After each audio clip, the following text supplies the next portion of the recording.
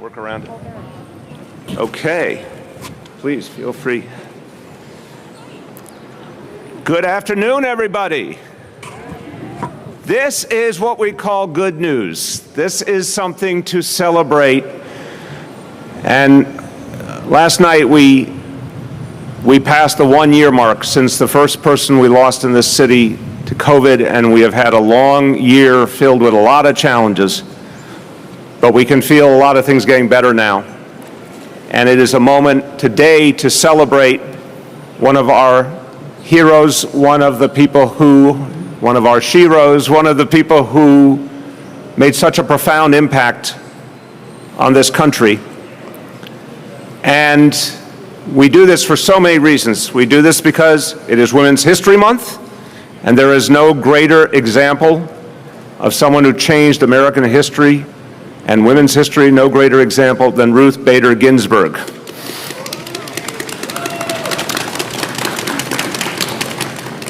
We also do this today because today is Ruth Bader Ginsburg's birthday. Let's give her a round of applause that she will hear.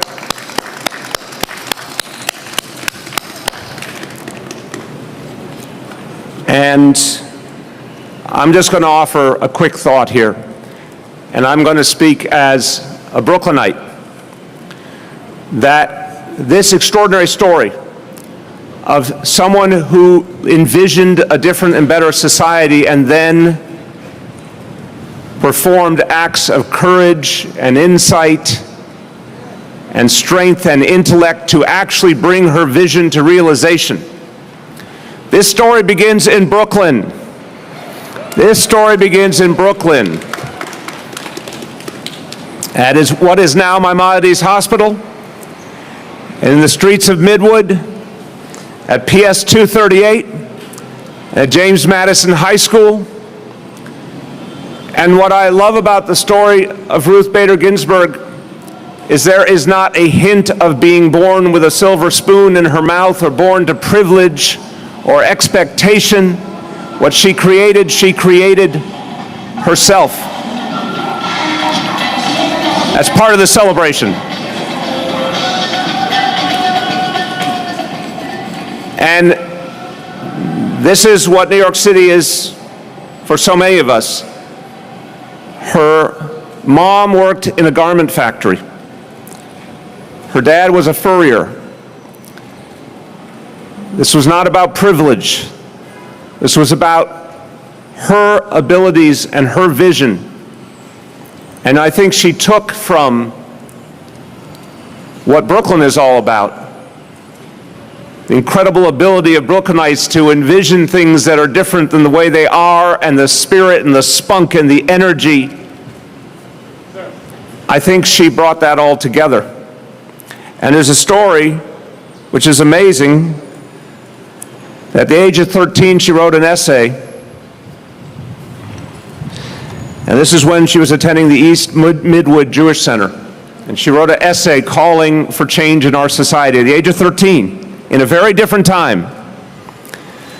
And she also questioned in those times why the honoring and the celebration of a young man with a bar mitzvah was not met with the same respect for a young woman with a bat mitzvah. She was asking these questions in her earliest years. And then she turned those questions into a powerful energy source to create change. The last thing I want to say is we went through something in this country in the last 4 years where we now can say openly our democracy was threatened.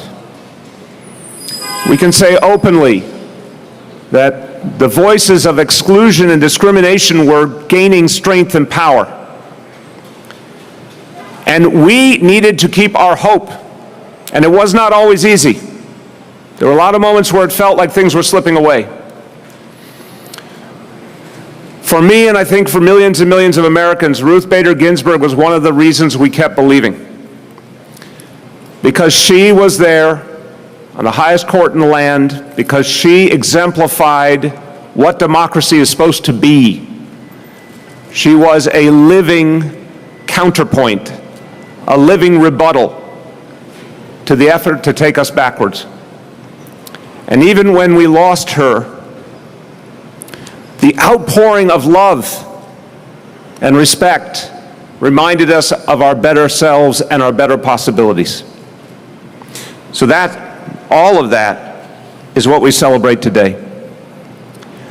And we celebrate the family that loved her and supported her, and without whom she could not have done everything that she achieved. And her daughter is with us today, and wonderfully, her daughter is a leader in the legal field, in the fight for justice, in the fight to protect the freedoms of those who write, who think, who create, to protect their ability to be our consciences.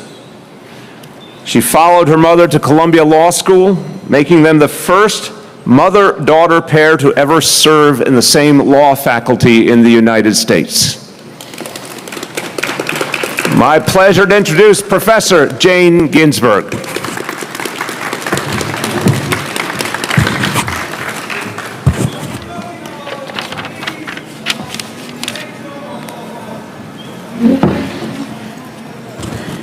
Thank you very much, Mr. Mayor, for that gracious and beautiful introduction. It is an honor to participate in the renaming of the Brooklyn Municipal Building for my mother, Ruth Bader Ginsburg. A daughter of Brooklyn, she was born here 88 years ago today. The family connection persists in her granddaughter, Mimi Ginsburg, who now lives and works in Brooklyn. Brooklyn's institutions shaped my mother's intellectual development, not just its public schools, of which she was a proud graduate, as you just heard, but also the public library, the Brooklyn Museum, and especially the Brooklyn Academy of Music. The last of these also contributed to her awakening to social injustice.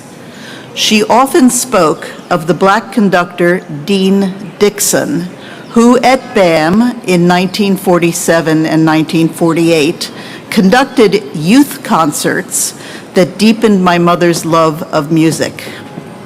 But the following year, and to her disappointment, Dixon, facing the racially motivated opposition of the New York Musicians Union and lacking conducting opportunities in the United States, left the U.S. for a better welcome in Europe, where he remained.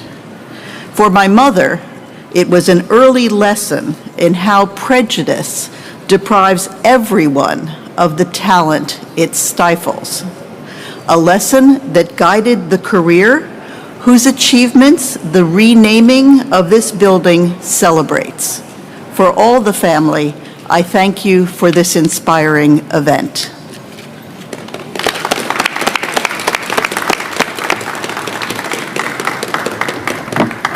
Thank you so much, Professor. I want to bring up someone who believes in the power of women to change history, and in her own life also refused to accept the limits that were placed upon her. My pleasure to introduce my partner in all things, our First Lady, Chirlane McCray. Good afternoon, Brooklyn. I said, good afternoon, Brooklyn. Yeah, this is a perfect day to make history, isn't it? Or should I say herstory? I want to thank you, Professor Jane Ginsburg, for your beautiful words. We speak often about how important it is to build movements and how change doesn't come easy. But your mother, she was her own movement. Before she authored so many brilliant opinions from the bench, before she was the notorious RBG, she was already a hero to me and women across the world. Because we saw in her story a mirror to our own. The daily indignities, not being called on in class, having to work twice as hard to prove ourselves, being told to stifle our ambition, our dreams, and to take a back seat to our own lives. Ruth Bader Ginsburg refused to back down. She showed us how to overcome. And she did it like only a Brooklynite can. Tough on the outside, but filled with compassion. Focused on substance over style, and with an indomitable spirit, who took every punch that life threw and punched back. Those kind of women change history. They are the women we need to remember, and that has been our mission in this administration. Our city would not be without amazing women like Justice Ginsburg, without their contributions, without their hard work. But if you look around, it doesn't always seem that way, does it? We don't have many statues built or buildings named in honor of women and their achievements. So today is another big step to rewrite that story, because the women of New York City deserve to be recognized more than 1 month every year. Justice Ginsburg will live on in Brooklyn and in our city forever, right here, every day in this building, and continues inspiring us and all of our children. They will see her name, they will learn her story, and they will continue her fight for equality and justice for all. Thank you.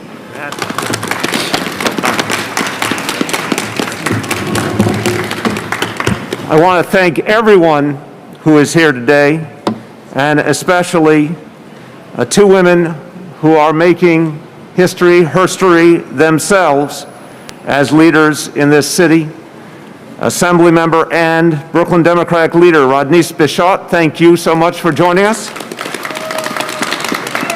And Councilmember Dharma Diaz, thank you. And also a special thank you to my colleague from the City Council joining us from Central Brooklyn, Councilmember Robert Cornegy.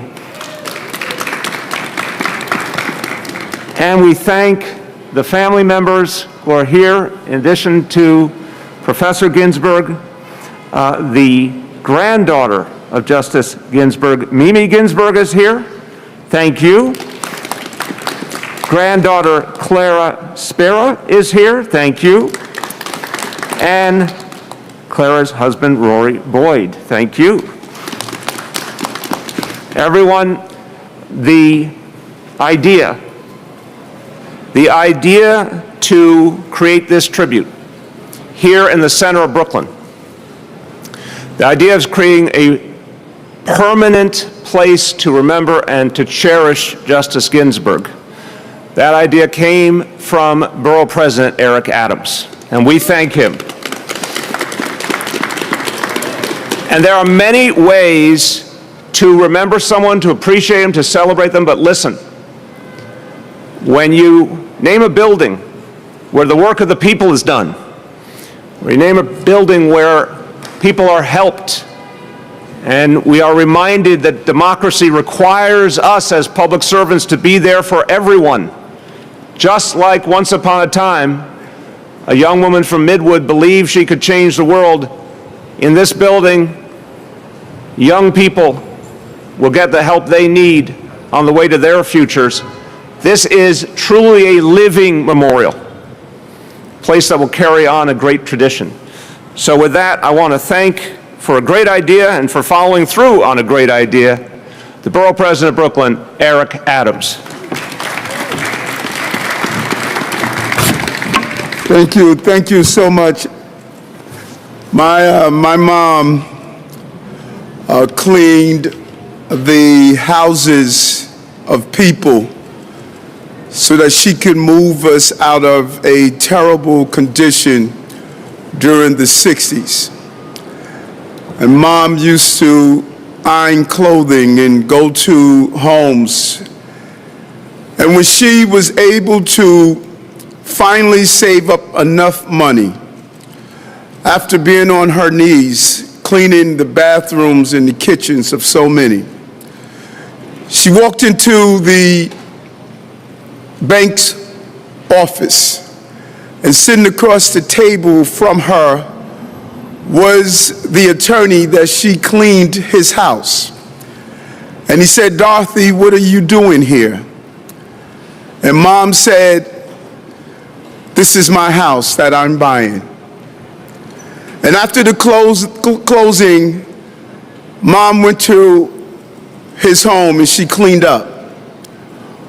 When she finished, he fired her. He says, "How dare you think you can buy a house? How dare you think you could take your family into Queens?" Mom went in the subway station. She stated that she waited for the trains to go by, and she yelled and she screamed and she cried. She dried her eyes because she stated she had 6 children that she had to raise in that small house. I share that story to you, Professor, because your mother reached out to the mothers who were told they had to show that they could no longer produce babies in order to have a job. Your mother fought on behalf of those mothers who were unable to purchase a home without their husband signing and allowing them to do so. Your mother fought on behalf of the Dorothy Adams of this country that not only showed their daughters what they could become, but they showed their sons that they could become the first black borough president in Brooklyn. And so it's an honor for me, across the street, that your mother provided my mom. The building now would be named after your mom. And no one would be able to come into this building without processing a deed or a claim, without understanding it was because we had a Justice Ginsburg. And so the significance of this moment is not merely putting a name on the structure, but is putting a place in history to define who we are, because women all across this country look towards Justice Ginsburg and hope that finally this country could become a place that is fair, not only based on your ethnicity or your gender, but is fair based on the American experience. And so I want to also thank the First Lady, who is going all over this city and dismantling the belief that we can't have statues of diversity, that we can look into our neighborhoods and buildings and people can see themselves in this city. Our secret weapon is our diversity. It acknowledges the existence of all who made this city and country what it is. And so today we honor a great representative of the greatest race alive, and that's the human race. Congratulations to your family. Congratulations to our mayor that took an idea and made it a reality. Thank you, New York City and Brooklyn.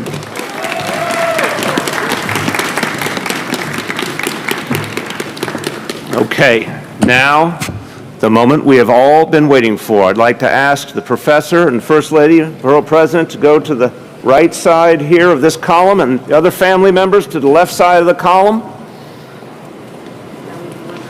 And we're going to unveil the nameplate. But I can tell you that with this act, we will officially name this building the Justice Ruth Bader Ginsburg Municipal Building.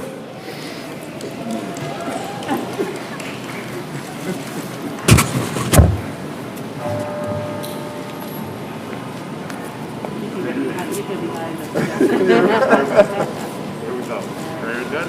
1, 2, 3. There we go. Yeah. Let's go look at it. There it is. Here, come on up.